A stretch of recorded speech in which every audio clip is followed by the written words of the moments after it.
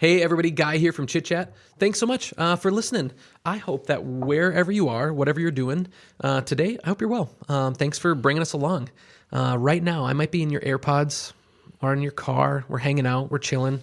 Thanks for letting us come with you. We really, really appreciate it.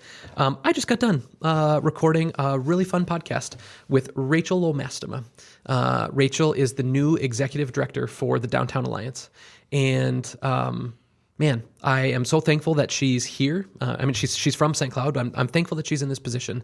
Her sole job for her work is to help think about making downtown St. Cloud better. And I think that's really cool and really exciting. We've talked about downtown a good handful of times on the podcast. If you're not from St. Cloud, maybe those podcasts are the ones that you skip over the most because you don't care. But if you're from St. Cloud, you know just how big of a deal this is to us, and how for such a long time there's so many of us who have just wanted it to continue to get better. And Rachel is doing that. She's working really, really hard with lots of really, really great, really smart, dedicated people to do that. And so we got to talk about that today, some of the fun things that are coming, some of the exciting things, and just a little spoiler alert, there's things that she can't talk about, but I hope that you'll agree with me at the end of this podcast that we should have her back on when she can unpack more of that, because what's happening is really, really cool, really, really exciting, and she's kind of on the front. She's got a front row seat to all that stuff, and so it was really fun to talk to her today about all that. Again, thanks for listening, thanks for being a part of this, and as we just kind of try to capture these stories of what's happening in central Minnesota, it's a treat to have you guys along with us for that journey. We sure appreciate it. Thanks, everybody.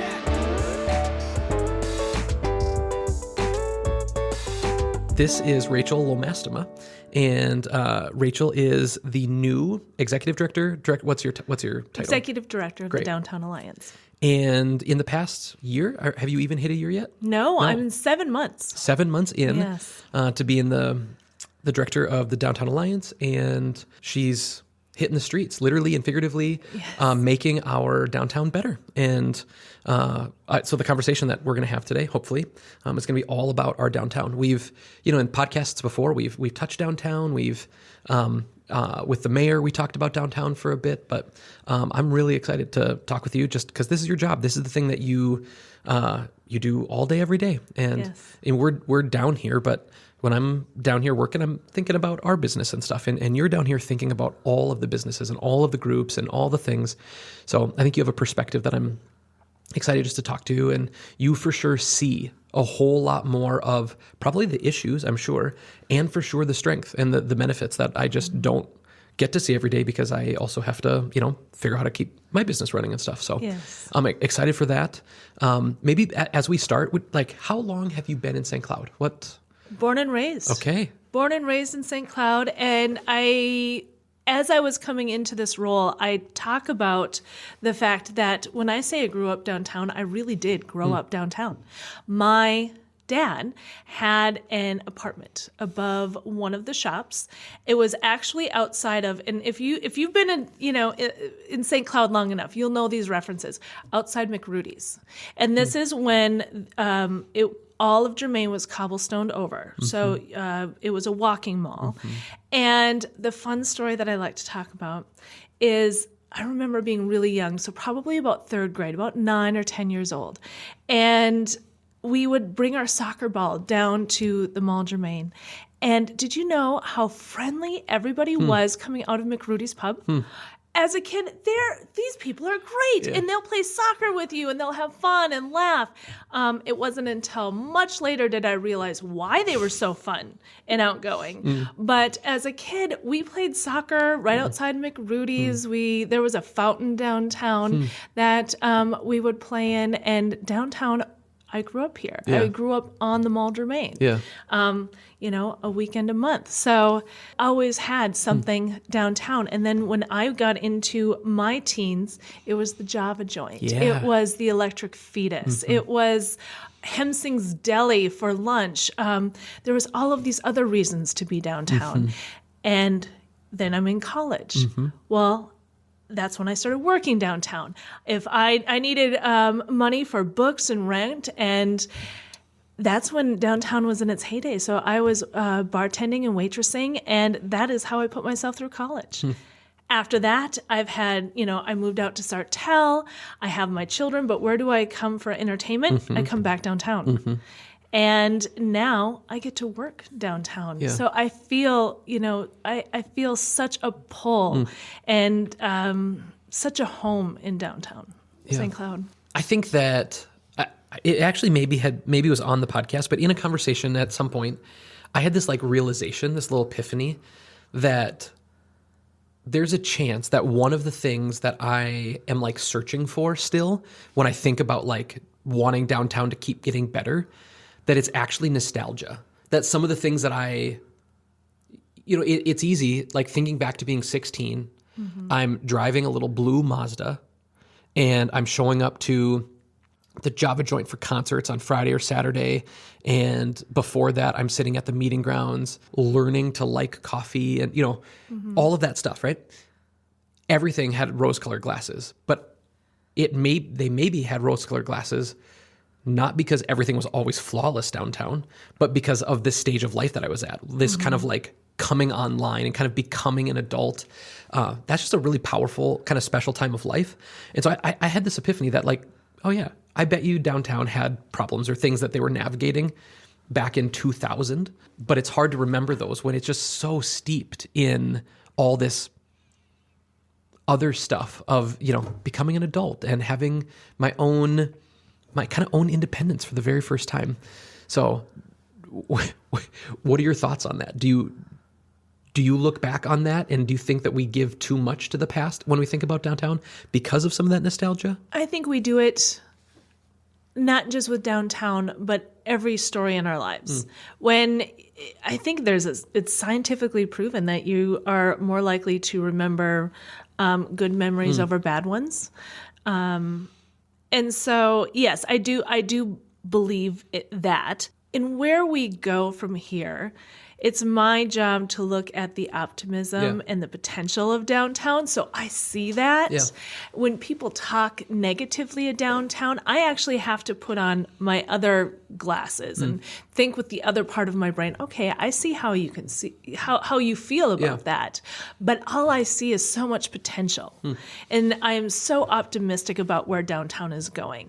And I, of course, have nostalgia for different times of my life.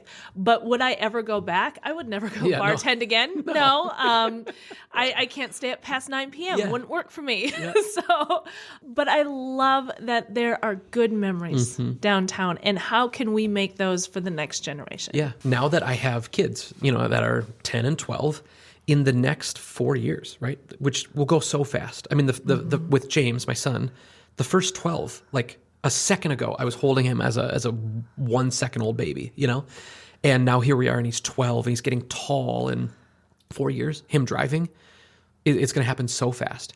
I think it will be interesting to kind of like watch him experience downtown in the kind of way that I did. Him like as he starts to drive and starts to like have his own interests, and he loves skiing and stuff. So will he be coming down to go check out skis at Fitzharris?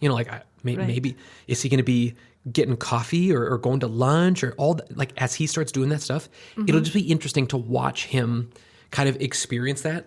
And maybe I'll get like a little better sense too of what percentage of my looking back is nostalgia by watching him kind of experience it for the first time. I'm excited just to kind of see what the next few years will look like.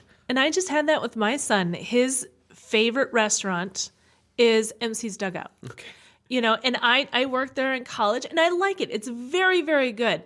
And for him to come home and tell me how much he loves it, that when it was his 17th birthday, he didn't want a birthday party. And okay, as mom, I always threw birthday parties. He just wanted to go have dinner with his dudes down at MC's. So I said, okay, that's your birthday present. I'll pay for you and all of your friends to go to MC's for dinner. Fun. And that's what he wanted. That was his personality. That he didn't want some big birthday party. He just wanted to go have dinner with his friends down at MC's. And I love that. Yeah. Super, super, super fun. What are you the most excited about right now? When you're thinking about your job, when you think about kind of where we're at as a city and as, as a downtown community, what are the things that kind of make you the most excited? It's all the things that everybody doesn't quite know that's coming. So Is there any of that you can share here? Of course. Okay. I'm going to share as much as I can. When I came into this position, downtown has kind of been stagnant for a little while. Yeah. And there's been so many groups that have tried to start something and be something, and everybody wanted it, but no one quite knew how to do it. Yeah. And there was the downtown council that was very active, and then COVID killed that. Mm-hmm. And when the Downtown Alliance came together, there were people that wanted to do something. And when you have that drive, you'll find a way. Yeah. So as they were finding their way, they got more people on board, and they had this idea, and how are we going to move forward with it? And I came in at the perfect time. Fun. So all of these people are coming together. All of these people wanted to make it happen. And I come in, and we're getting a new mayor. The Children's Museum is opening up. There's a resurgence that's kind of happening downtown. And I feel so lucky to be sitting on this bus. Yeah. And we have a lot of amazing stakeholders that need and want downtown to survive. And people don't understand, maybe as lifelong residents or longtime residents of St. Cloud, they don't understand maybe why we need a downtown. But when you ask people who are going to school here or wanting to work here, hey, what is there to do in St. Cloud? We have to have a thriving entertainment district, something to do for people to want to stay here, for people to want to raise a family here. Yeah. And move here. And we need that because we have thriving industries that need people. Yeah. And if we want to harness these people and create a city that people want to live in, we have to have a thriving downtown. Yeah. And everybody's coming together and realizing that, and now putting their money where their mouth is. And I'm just so excited to be at this point. We have the Children's Museum that will be opening up in June. Is it June of this year? June of this year. Wow. And in talking with Cassie, who's the executive director of the Children's Museum, she said, we can expect almost 80,000 people to come just to finish out that calendar year. And then the next year, is 120,000. And it's going to be the second largest children's museum In Minnesota. Yeah. Yeah.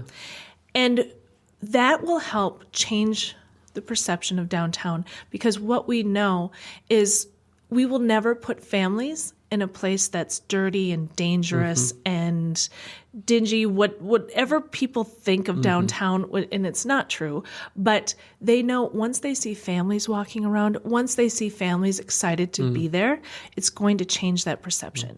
I know that the future is, just right around the corner for this to happen. So I'm anticipating so much change. And with that, I'll talk a little bit about the initiative. One of the main initiatives from the Downtown Alliance is the fact that we're privatizing the Business Improvement District. Yeah. That did not go through City Council. And I'll give a very brief, overview of what a Business Improvement District is. And I'd love to talk about it. I wasn't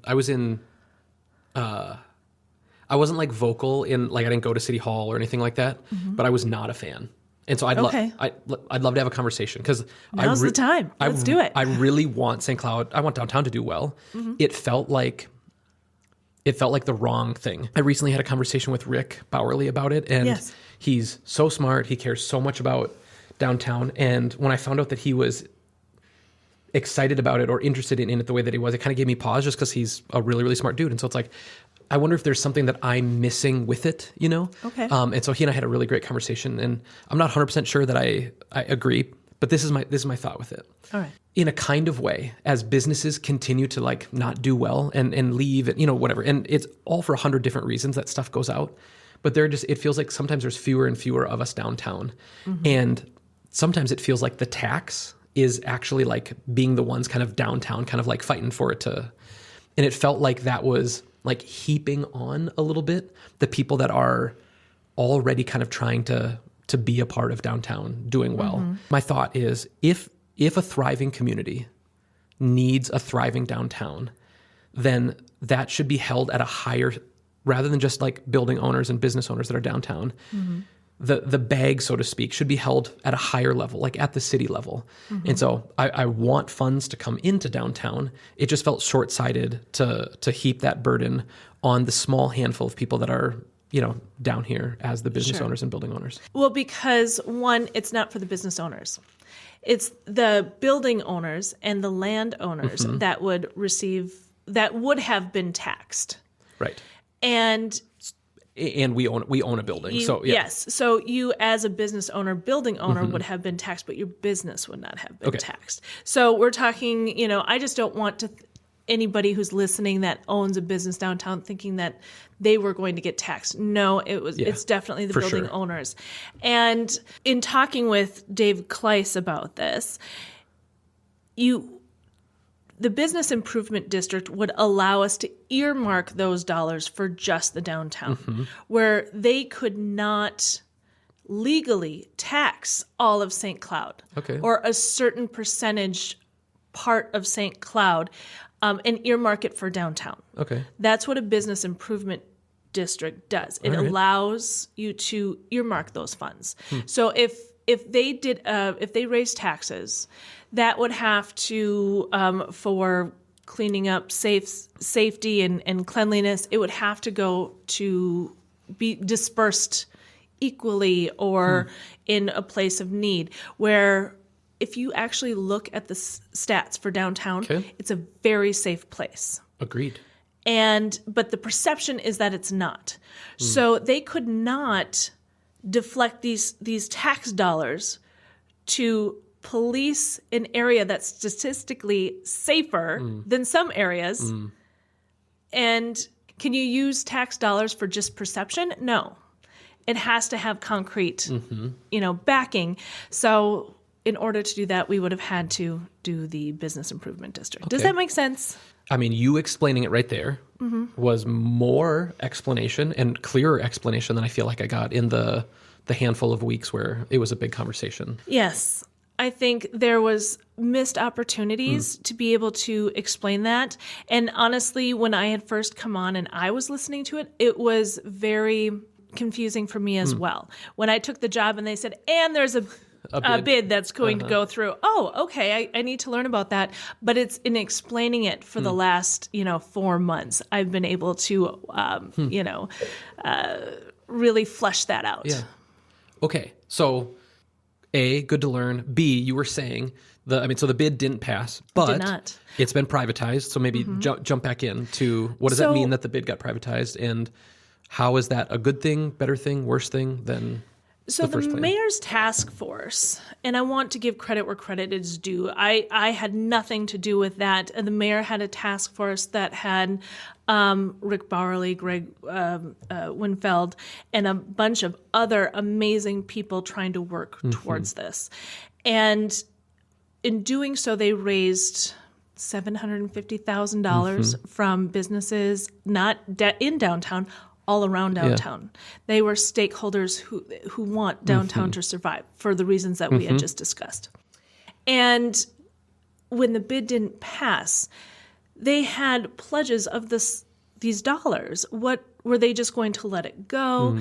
And actually, there was a period of time where everybody kind of mourned that wanted it to pass, and it didn't. So there was a mourning period. Rick and Greg and John Torgerson, who's the chair of the Downtown Alliance, got together and they decided, you know what, let's see if we can actually make this happen and privatize it. Let's go see if all of these businesses are still willing to give and see how we can still make this happen.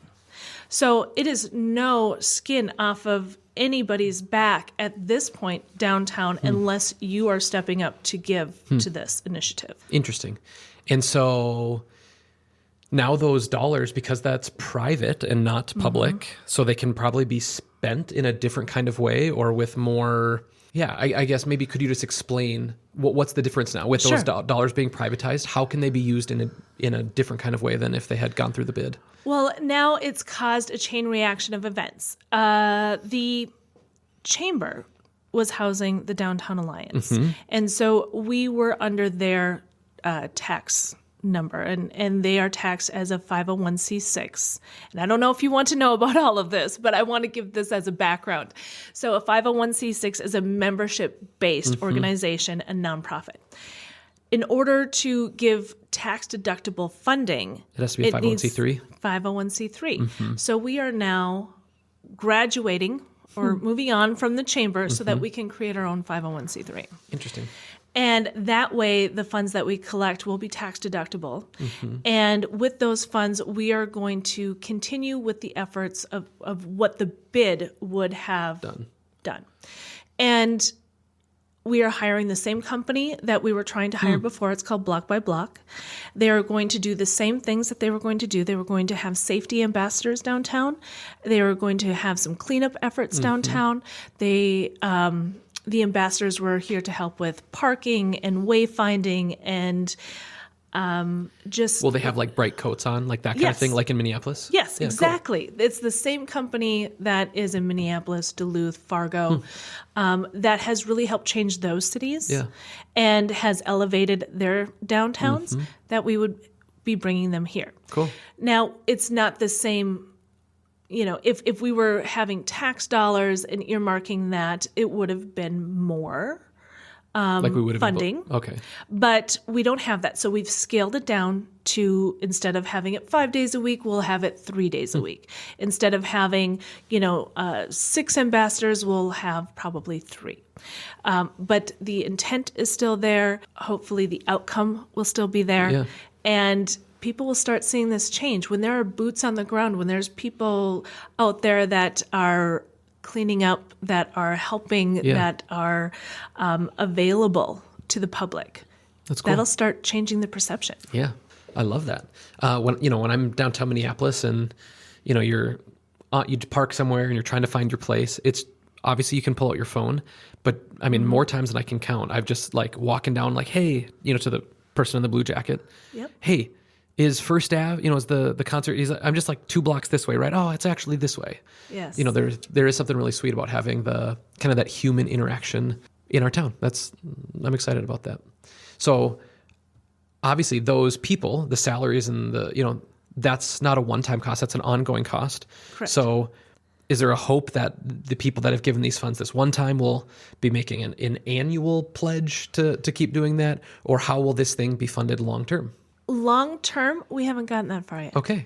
So we're looking at funding this for 2 to 3 years with the privatized donations that we have already received.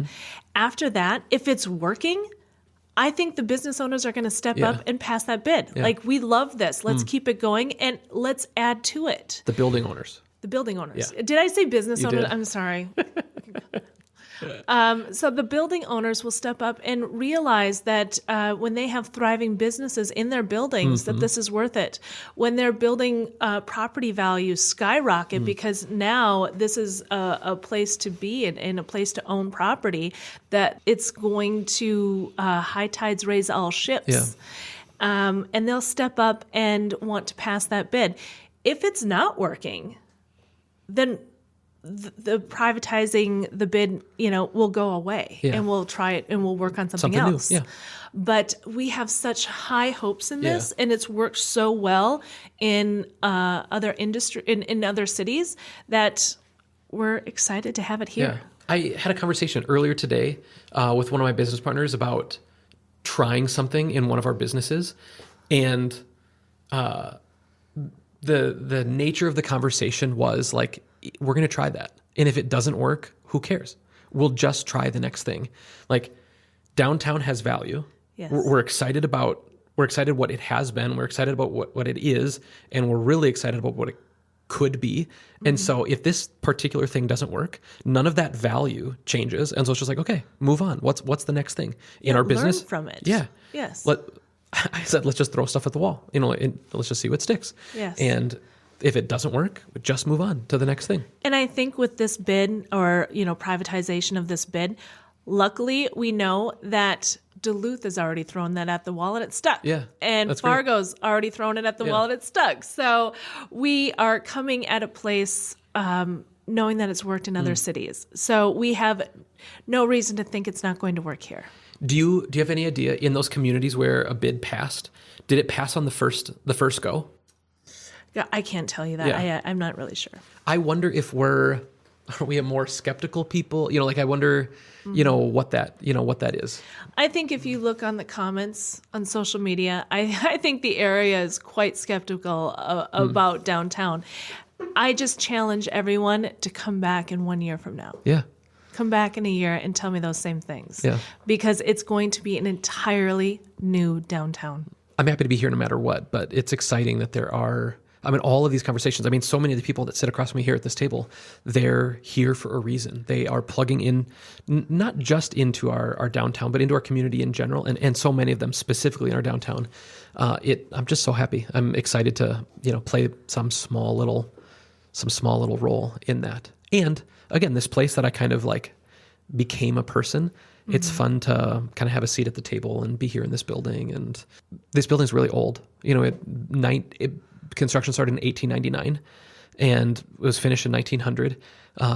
It doesn't really feel like our building. What I've said so many times is I feel like we're like stewards of this building. We currently own it, but there have been, dozens of people before us who've owned it. And there will be so many people after us who own it. So we're just this little caretaker for a season. Someone asked me, are you going to paint all the walls down here? And I was just like, for 125 years, no one painted these walls. I can't be the first steward to come through this place and whitewash these cool old granite walls, Sure. So just being downtown, we're just getting dropped in the middle of this kind of big story. In downtown, but even in this building. And so I just want to make sure that whenever we're done here, whenever that is, I hope it's decades from now, that this building is, has been well cared for, and that the next person that comes behind us has the ability to jump in and kind of make an impact in downtown through this building too. So that's such a great story. And I think such a similar story for other building owners downtown.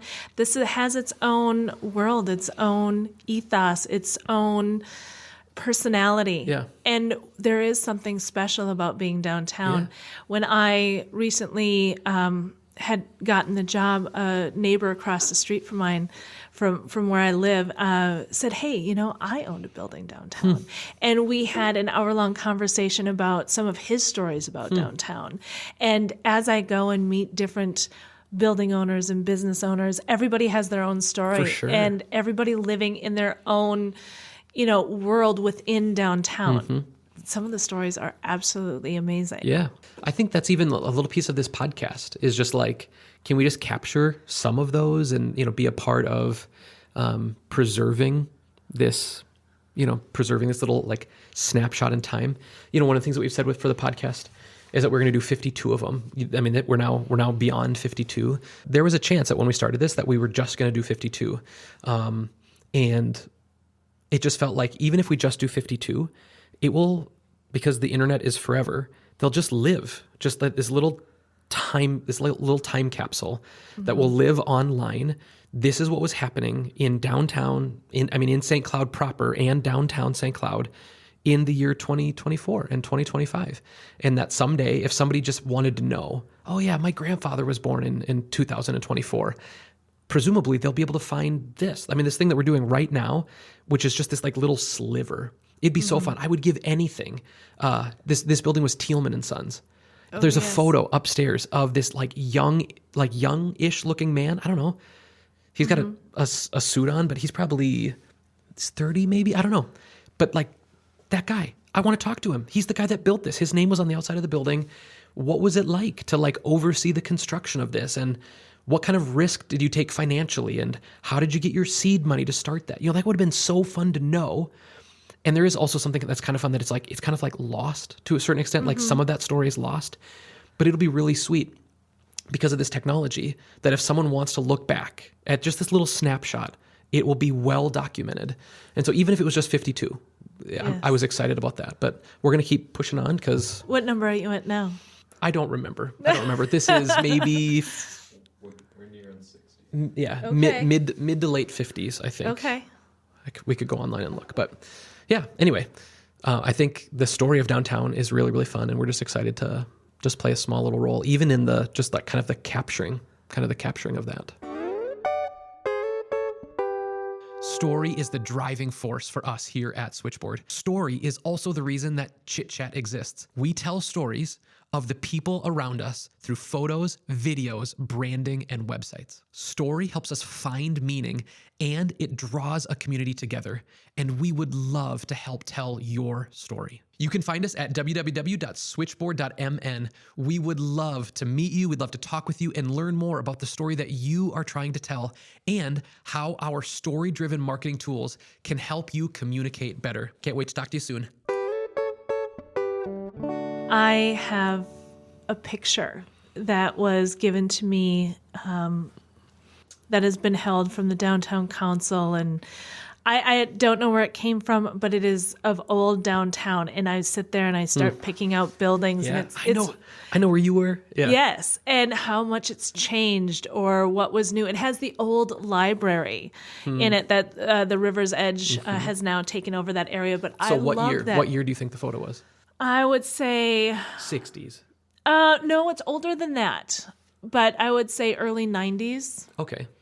You know, so you can there's still a snapshot of the buildings that are here now, and some that are gone, and stuff that I recognize, and it has Tech High School in there and Lake George. It's great to just sit across from my desk and reminisce about that downtown. Speaking of downtown and your office, are you guys going to stay? Will you stay in the... No, I move next week. Okay. I'm going over to the Davidson building. The To the Davidson to the Opera House. Very cool.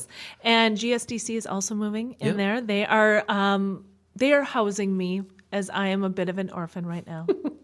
So they will be my fiscal host and house me at the Davidson Opera House. Cool. And on that main level, they will have an entrepreneur shop. Cool. So entrepreneurs can come in and set up shop for a couple of months until they get their, a steady footing, and hopefully then move into someplace downtown.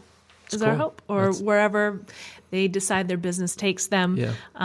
I hope they stay downtown, but who knows where they'll live. But it'll give them a start. That's really cool. Yeah, that building has been so many things for, I guess, all of its life. But a buddy of mine ran a co-working space there for years. Yes, Cloud Co-working. Cloud Co-working. Yeah. John ran that, and so I hung out in that building a lot before the first, all the rent, or before all that renovation happened, and to see what it became is very, very exciting. Did you take some of those lessons and bring them into the apiary then? Well, the apiary is new. We've only been here for 6-8 months. Not much longer than I've been on board. Okay. Yeah, but we have another co-working space called Cooper Collective. Yep. And we've been there for like 12 years. Which I love your wall mural over there. I mean, it's the side of your building. Oh, yeah. It's absolutely amazing. Yes. Yeah, fun. Absolutely amazing. I love driving past that. I just wanted to put that in there. Well, thanks. Yeah, one of my business partners, Ryan, designed it. And then a handful of us from our team rented a big cherry picker and spent a couple of days out there painting it. It was... You guys did that? Yeah. Wow, even cooler. Yeah, so I fun. just assumed that you had hired some team to do it. Our team. Your team. And they're hired. I love it. Good. Yeah, it was super, super fun. I mean, so many of the projects we've kind of done ourselves, or like brought in friends, and there's just, you can kind of, if you know how to GC a project, your dollar can go further, which means you can do more. And so we've done a lot of those. It probably won't always be the case, but as it stands right now, when we do these projects, we try to save our money and as best we can. But I took us offline from the co-working place. Oh, yeah. Yeah, so tell me more about that. Yeah, I mean, one of the first conversations that I had with John was he and I went out to lunch and I asked him about co-working. So many people had told us that we should meet. And so the first conversation I had with him was like, hey, I would really like to start a co-working space in St. Cloud. And here's kind of what I want it to be like and what I want it to do. And, would you just fill me in? Like, what have you done? And, so that was the kind of like our introduction was talking about that. And so I got to learn, from him, just kind of like watching how they ran their space. And then sadly, theirs closed as ours was opening, Okay. Unrelated to ours opening. I think just the building, I don't remember all the details, but there was just some complexity with like building ownership or something. Sure. I don't remember all the details. And then we were opening right as they were kind of closing up. And it's funny, I always think, it's always a big headline when something closes, but you never quite know the true story of why something closes. And there's a multitude of complex reasons. And so when I see a headline splashed about a business closing, I always wonder what's the real story or what's behind all of that. But not that that's anything bad. Sometimes people just move on with their lives. I don't mean to make it sound bad. It's just, I think it's always an interesting story of why open and why close. I also think like just in general, humans love salacious things. And so, WJON has no financial incentive to not publish the stories of all of the closings, because I bet you they get 10 to 1 the clicks than the ones that open. But it sometimes it feels disproportionate, where it's like, man, there are all these things that are starting, all these like awesome things happening, but this one gets so much attention. But again, it's people enjoy consuming that. Well, I also think that that's one of the reasons I'm here, is to create a relationship so that there's somebody talking about the good stuff. Yeah. It's easy to grab onto the bad, and it's easy to hear those rumors. But when talking with WJON and KNSI downtown, St. Cloud Live, I've really worked at establishing a relationship with them. That's good. So we can talk about the future. Yeah. And not just, the life cycle of one business, but what are we doing as a whole, and where are we moving as a downtown, and not one particular business. Yeah. I think it's really, really great. There was one of the businesses downtown that closed at one point in the last, year or two. And there was just so much chatter about it online. And I just remember thinking like, if we close something and a story got written, I found myself like, what would people say? The response was so visceral, like, and so negative about, about the closing. And again, I don't know anything, purely and utterly just on the outside. I don't know anything, but I just watched this like tidal wave of negativity. And I just thought like, would that be us? Are we running the same business that they're running? Just, people in central Minnesota trying to do a cool thing. And if we close, there would just be this like tidal wave of like, I told you so, yes. Or are we running a different business? And until you walk through it, you don't know. But I just remember thinking like, I don't know anything about them, but like these comments would sure make it seem like I should know a lot about them. But it was like an interesting spot to kind of be in. Like, if we ever go out of business or if something of ours closes, what would people say? And I have one of the best pieces of advice that I got when I took this job. Don't read the comments. Don't read the comments. And I didn't listen the first few times. Even the announcement that I got this job, I thought was great. And the papers picked it up and the radio stations picked it up. And I was just on cloud nine. Everybody's so excited to have me here. I'm so happy. I read the comments. Oh, no. It's horrible. Like, why would she ever take a job like that? Oh, I hope she has, save your resume, all of these things. Wow. And I thought, oh, this is awful. I haven't even been on the job for 3 weeks, people. And they're already trying to convince me to do something else. Yeah. And then I realized these are all the people, that don't come downtown. Yeah. Hiding behind social media. And, it made me sad. And it actually gave me some drive. Good. Like, if you really think that, just wait and see what we're going to do. Yeah, I like that. I think anybody in your position, right, needs a little bit of that kind of like like chip on your shoulder, kind of like, I'm gonna show you.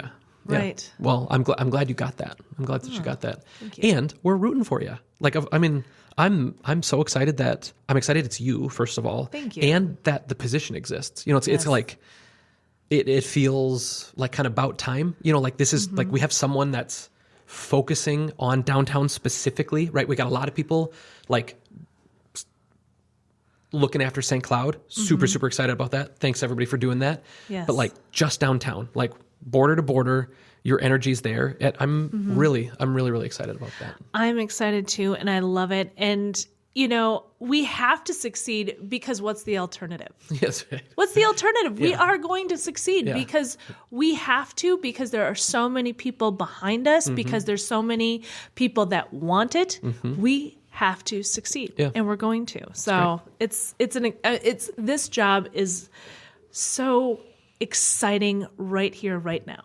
Could I ask you Yes. about a building, and then you tell me if you can talk about it, or Okay.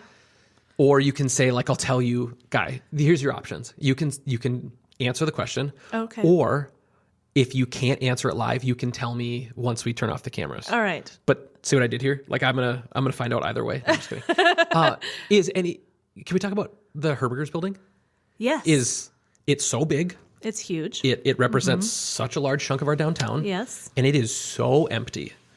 Is there stuff coming? Is there something There you can? is. What I can say is I know that there are 3 interested parties All right. in the Herberger's building. I know that it ranges from commercial to retail. Okay. I am, you know, the stuff that I can't say is like I'm rooting for one or two over another. I think, you know, if one offer goes through, you're going to see a huge change in the building itself. If another offer goes through, I think you're going to see an exciting change, not within the building, but, you know, of occupancy. And whatever it is, of those two will bring so much life to that area, because it really does block off part of downtown. Yeah. And when it's not filled, there's no life there. Yeah. You know, I love the Granite Trio. It's been there for so long. And to see it just kind of be the only piece of life over there, because it's art, and I think art does, you know, bring life to a space. But that's it. Is 3 granite sculptures, and that's all you have, because I think there's one company that's housed out of there, but between, you know, Herberger's and then Capital One being empty too, there's that L-shaped Hole in vacancy. Hole in our heart, exactly. And then right behind that is the parking garage, or the parking ramp, and that's very needed and wanted and well used. I know people don't like ramps, but that one sure is well used. But we need some life over there, and I would love to see. Now, Capital One has a 3-year lease on that building, so we're not going to see any movement on that for a couple of years yet. And they have no interest. It's probably more work than it's worth to try to to lease it out for to find 3 a years. a subletter, and Yes, unfortunately. But when that goes up in 3 years, I mean, it'll be fantastic to see what happens. Yeah.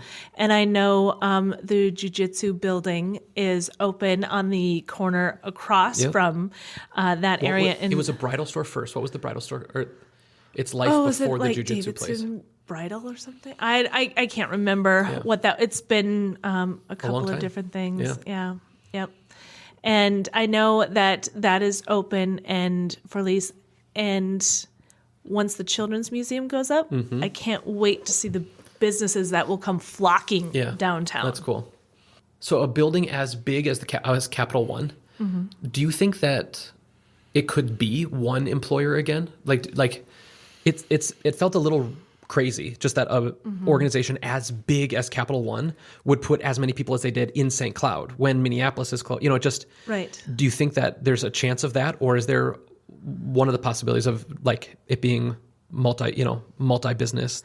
I think it's big more shared space. likely that it will go into a multi-business just because of what you said, which employer is large enough to put that 1,000 many people. people Yeah. downtown, unless Centricare, wink, wink, or, some other large entity wants to set up downtown. Mm-hmm. But now with the working remote portion of employment and all the other factors that go into it, I don't see it as being one employer. But I am definitely not a developer. I'm definitely not the real estate person behind that. It's just my own thought. Whatever comes over there, I'm really, really excited. Oh, and last little spot, the what was the press bar? Is there any movement there, or is it still That sitting? is the one place that I get talked to about the most is that area. Everyone's And got an idea. everybody wants it to be green space. Yeah. And I agree 100%. I agree with you. I would love that. But it's owned by someone. privately Yeah, owned. there's nothing- The city does not own that. Yeah. The city can't just put a park there unless they buy it. Mm-hmm. And the city is not going to buy that right Mm-hmm. now. So as much as I would love that to be a green space, it's going to have to sell and someone will have to put something there. Yeah. Well, yeah, there's so many fun things coming. Excited to Yes. hear more. Maybe would you come back on after some whatever this potentially could be from what's in the Herberger's building? If there's more that comes of that and you can talk about more, would you come back on and could we talk more about what that could be? This is so fun. I would come back and have a discussion about downtown anytime. Cool. Well, sweet. Rachel, I'm thankful for you. I'm thankful for what you're doing here. It's been fun to get to know you, and we're rooting for you. And so keep up the good work. And yeah, we appreciate what you're doing. Well, thank you. And it's fully reciprocal because I appreciate you being downtown and I really appreciate getting to know you, especially in the last couple of years. Yeah. And our paths crossed many times. Yeah. And now they're just going to be crossing more often because of your different businesses here. Yeah. Okay. We close every podcast with an unpaid ad. Is there Yes. someone, something, or some idea that you think deserves a little shout out? You told me this at the beginning, and I wasn't sure what I was going to say. But I do have a favorite place, and unfortunately, it's not downtown. I wish you would come downtown, and maybe with this plug, it will give you a little, whisper in your ear.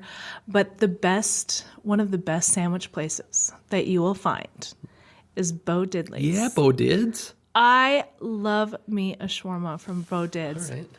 And if you haven't tried it, get a shawarma, get their soup, get their sub or their baklava. Sit in their, small business and enjoy that home-cooked taste and feel and just love up on some Bo Dids. Fun. So that's my They little would plug. be a great downtown edition. They would be an awesome downtown edition. Yes, they would. My little unpaid ad for the day is for. It just happens to be next to me, but I'm gonna grab it and I'm just gonna show. So if you're watching this video, you'll be able to see it. Oh. There's a unique thing about photographers. You kind of get stuck. This is a camera. I'm holding it for all of our podcast listeners. I'm holding a Fujifilm X Pro 3. It's a rangefinder styled digital camera that in all of its sensibilities is meant to look like and feel like an old rangefinder film camera. And my cousin Ian, former podcast guest, hi Ian, he sent this to me to let me use it. My son and I are going on a little mission trip this week to go build homes in Mexico, and I'm going to take this. And photographers, you kind of get stuck on your gear. Like my big Canon cameras that I use with all the big fancy lenses, like I know them intimately well. Like I can change all of the with my big camera. As I'm walking from one room to the next, I could be in conversation with someone, and as I'm walking into a new room and the light changes, I am changing the settings on my camera without looking to it while maintaining a conversation, because in the event that I need to pull my camera up, I need to be ready. Like that's how you can really get to know your gear. It's really good. If you're a photographer or creative and you're listening to this, pick up a camera that you don't know and put it in your hand and force yourself to like learn a new system and with some fun limitations. So I'm excited about this.